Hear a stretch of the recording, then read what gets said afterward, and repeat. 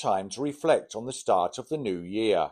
We met up with friends last Friday evening, even though they were initially reluctant to go out.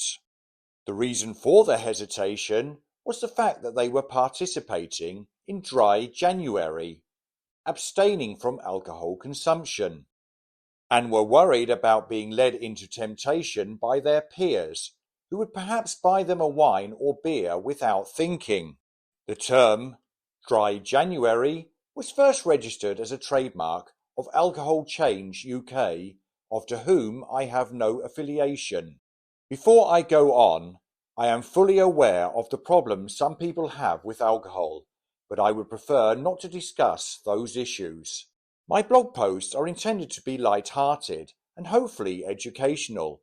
Therefore, my intention is not to trivialize the subject. I simply want to tell you about my experiences with alcohol.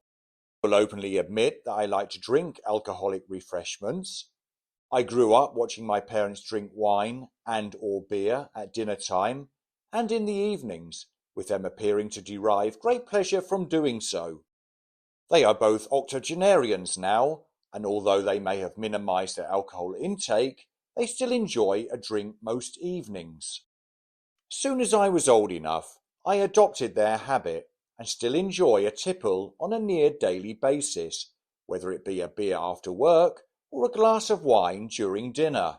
As far as I'm concerned, it all comes down to moderation, and fortunately, I've been blessed with the ability of knowing when to stop.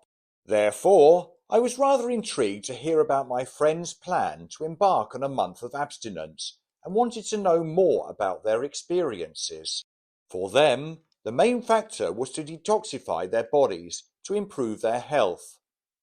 Swapping sugary alcoholic drinks for soft drinks has led to a much reduced calorie intake and therefore a loss in weight.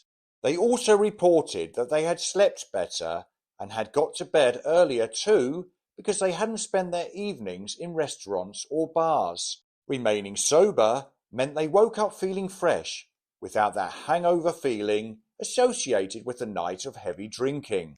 The final positive factor is they had saved a lot of money. So, what are the negatives? Naturally, for bar and restaurant owners, a loss of customers is bad for their businesses.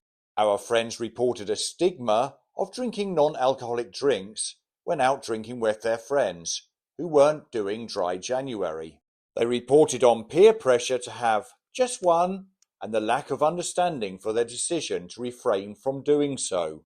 As a result, they have declined invitations to social gatherings, which has had a negative influence on their otherwise busy social life. For anyone reading this who is taking part in Dry January, I wish you good luck for the final week of sobriety. Let me know of your experiences in the comments if you'd wish to do so. Thank you for watching.